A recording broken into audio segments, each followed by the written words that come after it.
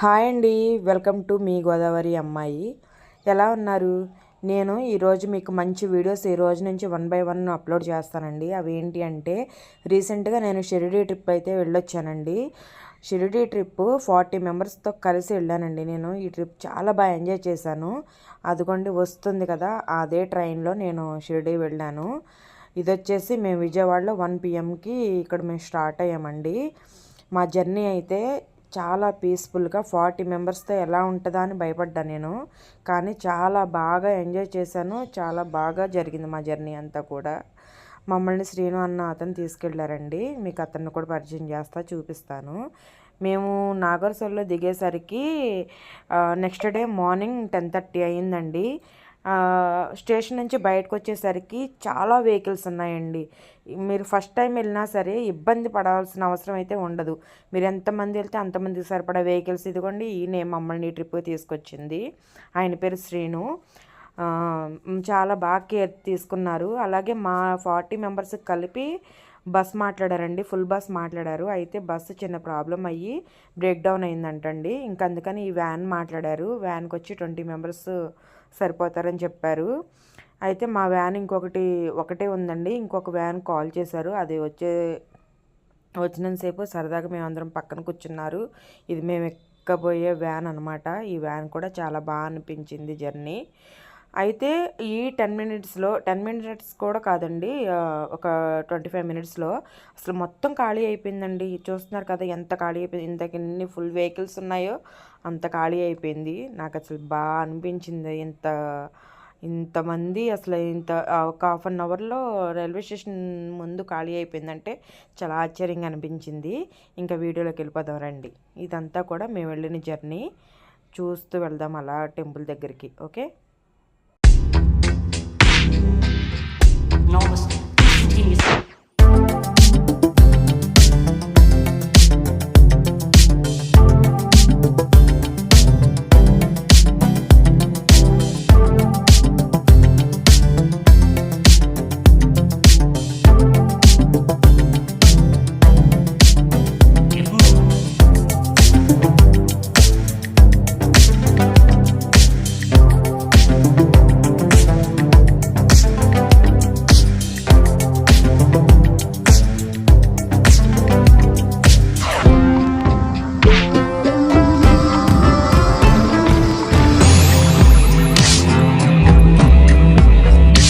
ఇంకా అలా దగ్గరికి వచ్చేసాము.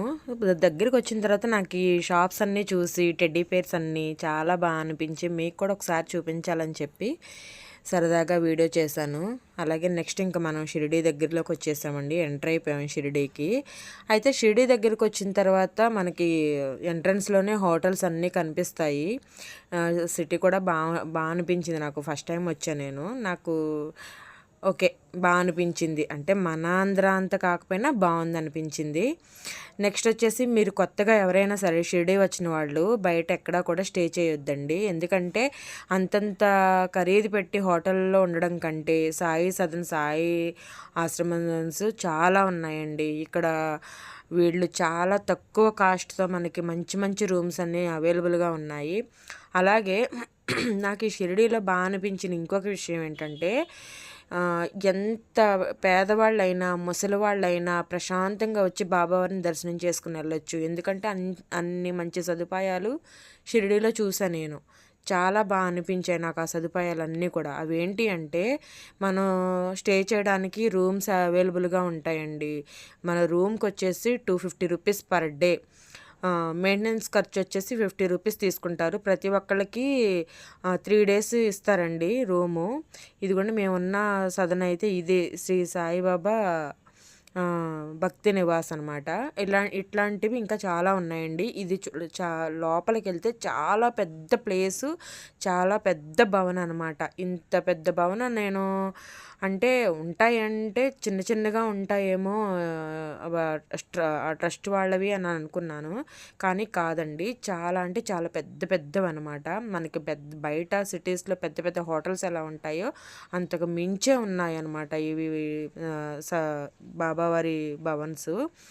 లోపల కూడా మంచిగా పార్కింగ్, సొంత వెహికల్ వేసుకొని వస్తే సొంతంగా ఆ పార్కింగ్ ఉంది. చిన్నపిల్లలు ఆడుకోవడానికి కిడ్స్ ఏరియా, చిన్న మినీ పార్క్ టైప్లో ఉంది. అసలు పీస్ఫుల్గా అసలు బాబా ధ్యానం చేసుకోవడానికి అయితే చాలా బాగుంటుందండి. నేను మీకు ఆ రూమ్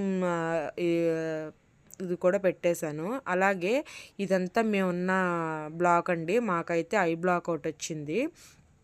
నెక్స్ట్ ఇది లోపల ఎంత బాగుంది అంటే మేము 40 మంది వచ్చాం కదండి. ముందుగానే మాకు శ్రీను గారు రూమ్లన్నీ బుక్ చేసేసారు. ముందే బుక్ చేసుకుంటే మనకి రిస్క్ పడాల్సిన అవసరం ఉండదు. 40 మెంబర్స్ కదా, మాకు ముందుగానే బుక్ చేయడం వల్ల చాలా పీస్ఫుల్గా మాకు రూమ్స్ అయితే దొరికేసాయండి. ఇంకా అలాగే మీకు మేము తీసుకున్న రూమ్ కూడా చూపిస్తున్నాను. ఇది మేము ముగ్గురు ఉన్నామండి రూము. చూస్తున్నారు కదా ఎంత నీట్గా, బాబావారి ఫోటో కూడా ఉంది మార్నింగ్ లెగడంతో ఆయన దర్శనం చేసుకోవడానికి. రూమ్ అంతా చాలా నీట్గా ఉంచారు. అలాగే బాత్రూమ్ ఏంటి, ఆ షింక్ ఏంటి అంతా కూడా చాలా నీట్గా అనిపించింది. మీకు చూపిద్దామనే నేను బాత్రూమ్తో సహా ఈ వీడియో తీశాను.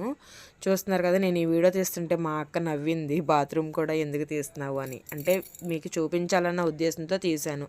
అలాగే ఫుడ్ వచ్చేసి మనకి బయటకు వెళ్ళాల్సిన పని అయితే లేదండి. ప్రహారీ లోపలే పక్కన సాయి సదన్ వాళ్ళది భోజనం, అక్కడే ఫ్రీ భోజనం అండి. భోజనం వైట్ రైస్ ప్లస్ చపాతీతో కలిపి పెడతారు. భోజనం ఫ్రీ. వాటర్ బాటిల్ వచ్చి లీటర్ వాటర్ బాటిల్ వచ్చి 20 రూపీస్ మనకు బయట, కానీ లోపల 10 రూపీస్కే ఇస్తారు. అది కూడా చాలా బాగా అనిపించింది. భోజనం చూసారు కదా, నీట్నెస్ ఉంది, చాలా టేస్ట్గా కూడా ఉంది. అలాగే ఫుడ్ భోజనం చేయని వాళ్ళకి చపాతీ తినొచ్చు.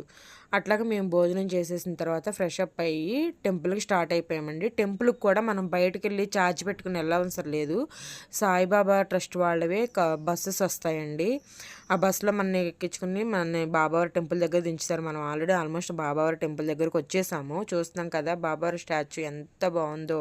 ఆ వాటర్ ఎప్పుడు అలా ఫ్లోట్ అవుతూనే ఉంటాయంట, వస్తూనే ఉంటాయంట. ఇదంతా కూడా క్యూ లైనేనండి. మనకి ఫోన్ అలౌ అనేది లోపలికి అనేది లేదు. మిమ్మల్ని మీకు బాబావారిని చూపించడానికి నాకు అవకాశం లేదండి, ఫోన్ అలౌ లేదు. ఇంకా బయటే మేము ఫోను బయట పెట్టేసి వెళ్ళాము. ఇవన్నీ కూడా క్యూ లైన్సేనండి. మీ మెయిన్ గేట్ నుంచి మొత్తం చాలా గేట్స్ ఉన్నాయి. అంటే మేము ఇంకా చాలా టెంపుల్స్ చూడాలి కాబట్టి వెంటనే అన్నీ చూసుకుని వచ్చేసాము. మాకు బాబావారి దర్శనం అయితే చాలా బాగా జరిగిందండి. లోన క్యూ లైన్ దగ్గర అయితే టీ వచ్చేసి 2 రూపీస్ అండి. 2 రూపీస్కే టీ నెంబర్ 1 అల్లం యాలకులు వేసిన టీ ఇచ్చారంట. నేను తాగను, మా అక్క చెప్పింది చాలా అంటే చాలా బాగుందని. బాబావారిని మన ఫోన్ లోపలికి వెళ్ళలేకపోయినా ఇలాగ స్క్రీన్ మీద ఎక్కడెక్కడికి స్క్రీన్స్ ఉన్నాయండి. స్క్రీన్ మీద మనకి ఆయన దర్శనం అయితే చేసుకోవచ్చు. మీరు కూడా చూస్తారని నేను ఈ క్లిప్ తీశాను. చూస్తున్నారు కదా, బాబావారి దర్శనం చేసుకోండి. అలాగే మెయిన్ గోపురం అండి, బాబావారి గోపురం, సమాధి ఉన్న గోపురం అనమాట, గోల్డ్ కలర్ది. బాబావారి దర్శనం చేసుకున్నాక బయట ఇంకా మేము ఈ షాప్స్ అన్నీ ఒకసారి చూసుకున్నాము. చూసుకుని ఇవన్నీ కూడా చాలా పీస్ఫుల్గా అనిపించిందండి. వేపాకు మాకైతే చెట్టు చుట్టూ తిరిగిన ఒక పెద్ద ఆవిడ, నా అదృష్టం అనుకున్నానండి నేను. ఆవిడంతటికి ఆవిడే అడిగి మాకు వేపాకు ఇచ్చారు. చాలా తృప్తిగా అనిపించింది నాకు అది కూడా. మాకెక్కడ బాబావారి దర్శనానికి కానీ బాబావారి సన్నిధిలో కానీ మేము ఇబ్బంది పడ్డామని అనిపించేలాగా నాకు ఎక్కడ అనిపించలేదండి.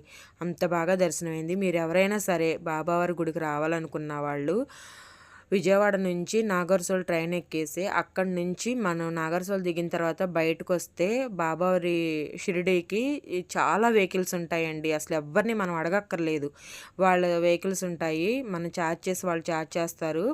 అక్కడి నుంచి మళ్ళీ మనం షిరిడీకి వచ్చేస్తే షిరిడీ వాళ్ళు డైరెక్ట్గా మనకి షిరిడీ ట్రస్ట్ భవన్ దగ్గర దించుతారండి. మనం అక్కడ రూమ్ బుక్ చేసుకుని అక్కడి నుంచి మనం బస్సు వస్తుంది. బాబావారి టెంపుల్ గుడి ఎంత పెద్దవాళ్ళైనా వెళ్ళి దర్శనం చేసుకుని రిస్క్ అనేది లేకుండా దర్శనం అయ్యే ఒకే ఒక గుడి నాకు అనిపించింది. ఒకే ఒకటి కాదు, అన్ని టెంపుల్స్లో ఉంటుంది.